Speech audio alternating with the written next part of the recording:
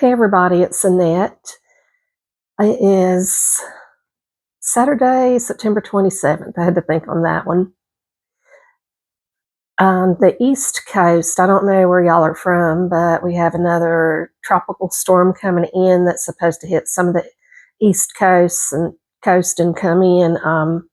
Some of the same states that got hit around this time last year, which is everybody in North Carolina is on pins and needles because we still have PTSD from last year with everything. So I just wanted to spend a few minutes and tell you how being prepared helps with anxiety.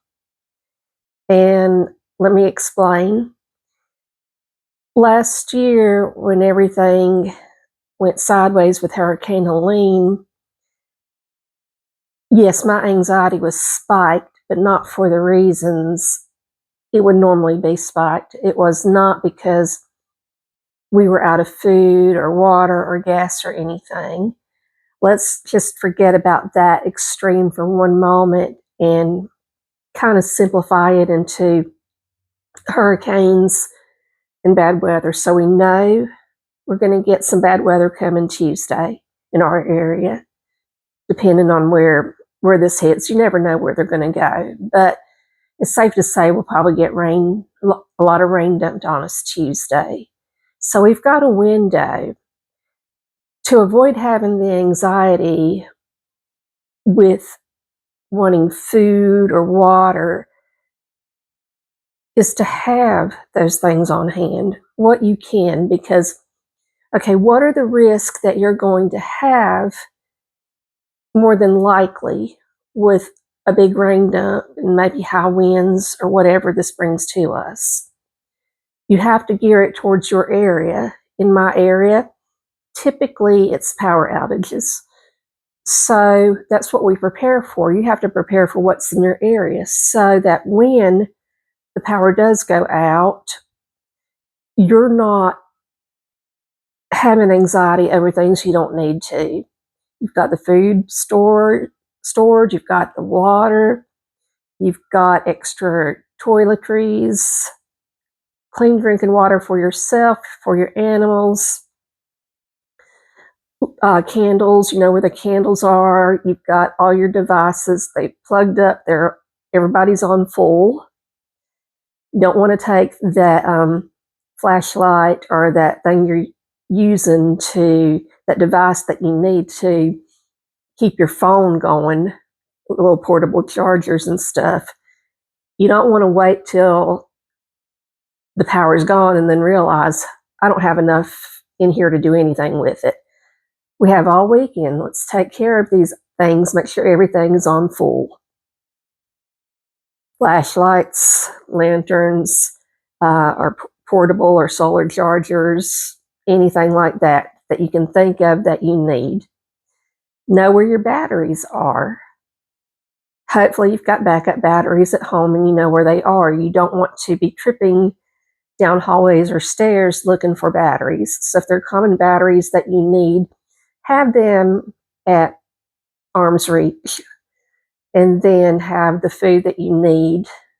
If the power goes out for a small amount of time, items can stay frozen if you keep these doors closed. The trick is to keep the doors closed and not keep opening them. There's a certain amount of time. Last year was an exception because it was so many days that we were out of power.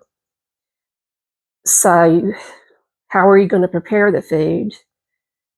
If you don't have a little propane stove, and if you do, you still have to use ventilation, or if you can get your grill in the carport or whatever, do not use that in an enclosed area, carbon monoxide.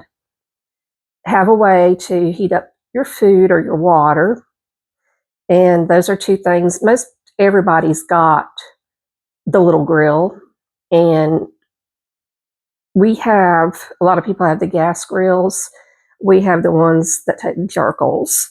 And so we also have like a small portable one that we can use. So there are multiple ways to heat up food. Have things that are going to occupy yourself, because if it's if it's quiet, if you lose power, more than likely in our area, we're going to lose the internet too. So have books handy, have downloaded things handy. I will tell you one thing I did learn last time, having downloaded in advance some things and then went to access them, like meditations and stuff like that, and getting that there is no Wi-Fi. I'm like, okay, you said this, download and listen to it offline, audiobooks or whatever.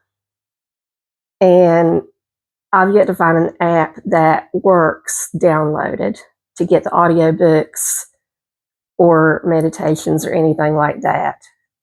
Even the ones that I Googled, audiobooks I can listen to offline. Every app that I had downloaded for that to get books and go ahead and download them, nothing worked without it. So if you have a Kindle or even physical books that you can get during the daylight and read to occupy yourself and to stay busy.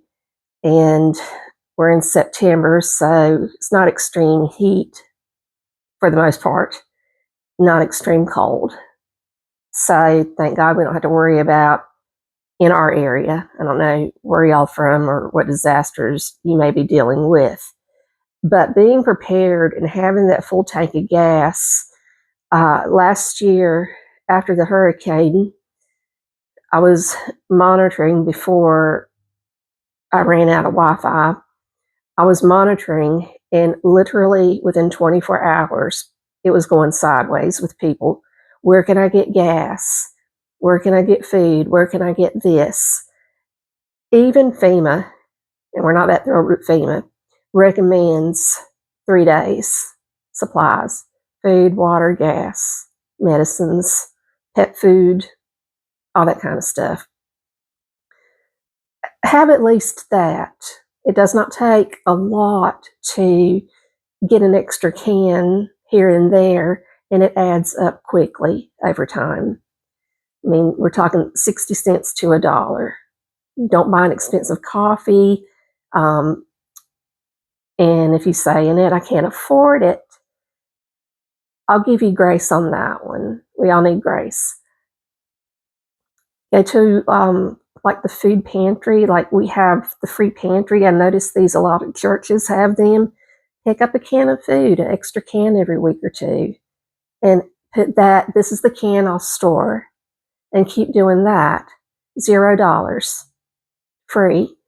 And then the water gallons, I don't know what they are, the dollar, I don't know what it cost anymore, Tree is. They were $1.25. Well, of course they were $1, and then the $1.25. I don't know what they are now, but even if they're $1.50, that's still not bad. That's kind of the market standard right now. Just pick up a gallon now and then and do it. But we have time to prepare. So even if you don't have backup stuff right now, now you have time to get it. And how does this play into and helping with anxiety?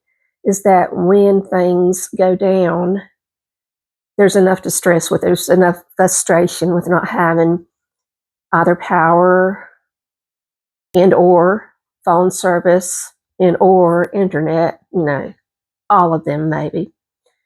But if you have those things, you're not stressing about it.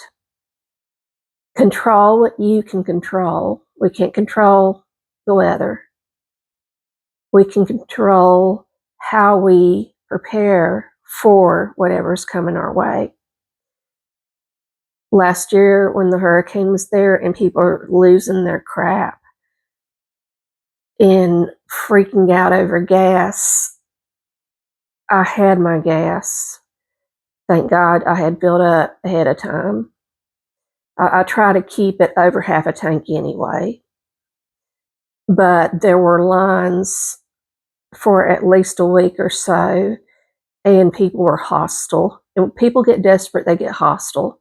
Their anxiety is spiked. And I get that, but those are the kind of people that give me anxiety, because I'm like, when they're stressing and they're unhinged, you don't know what desperate people are capable of. So having the gas, having the food, staying in the house, because I didn't want to get out in there. When everything breaks loose, people think they can go to the store, then they're getting frustrated because shelves are empty and the products that they need are not available. And another thing too, have cash. You don't have to have a lot. Have some. Save $1 or $2 here and there, $5 here and there. Having the space, a no-touch space. This is here. I know it's here, but I don't. I'm going to pretend it doesn't exist. And it doesn't take a lot of money just to have a little backup. I'm not asking people to do things that are impossible, and it may be hard. I have been through living after my first divorce, bursting into tears when my son told me, "Mommy, we're out of milk." And milk was $2 or $3, and I didn't have it. I get it. I totally get it. I'm saying, if you can, have some cash, put it to the side, jar of quarters, dimes, whatever, because a lot of times those point of sale systems, the ATMs are going to be down. There were a lot of people who couldn't get to their money. They may have had some money in the bank and they couldn't get to it. Or they went to get gas and the machines weren't working and they couldn't get the gas because unless they had cash. So the more you can stay out of that volatile environment, the less anxiety you're going to have.